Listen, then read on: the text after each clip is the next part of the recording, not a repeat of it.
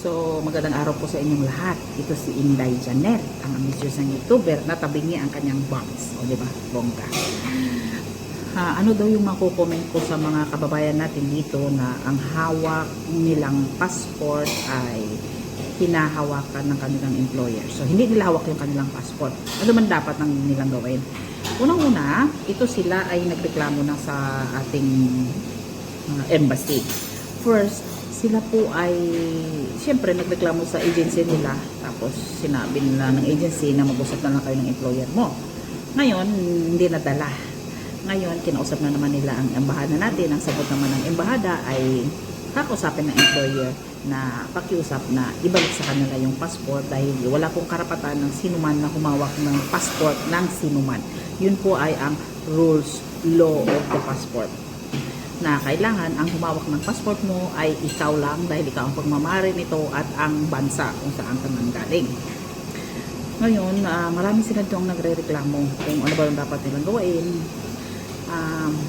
Sa totoo lang, maraming gustong tumulong sa inyo kung kayo ay willing na magreklamo. Dahil ang last course ng pagre-reklamong ito ay isumbong nyo ang employer nyo sa police na hinahawakan ng employer nyo ang inyong passport. So, maraming karamihan yan hindi nila kayang gawin na magsumbong sa pulis ay dahil masisante sila or ipapadeport sila ng amo. So, kung yung iba dyan na willing talaga na magreklamo legally, pwede ko po kayong samahan papunta sa police station. Reklamo natin yung employer ninyo na hinawakan ang inyong passport.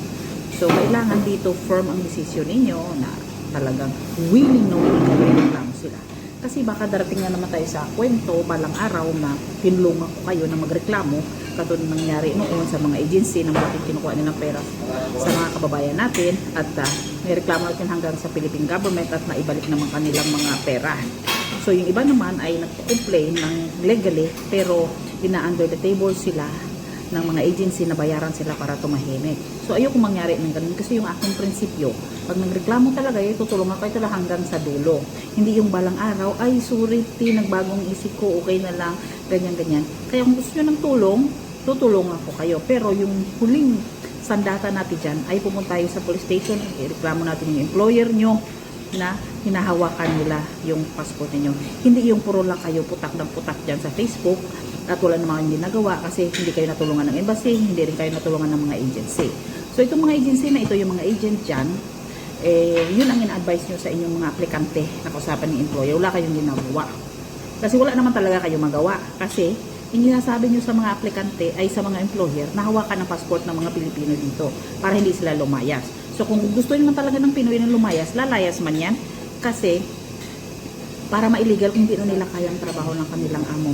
Siguro kung magkaisa-isa tayo at magreklamo tayo kay Arnel Ignacio, kasi dati nagreklamo kami kay Senador Gordon tungkol po sa pag-hire dyan sa Hong Kong, Singapore ng mga Pilipino direct papunta sa Turkey. Baka kasi nagawa niya ng paraan yun, nireklamo namin.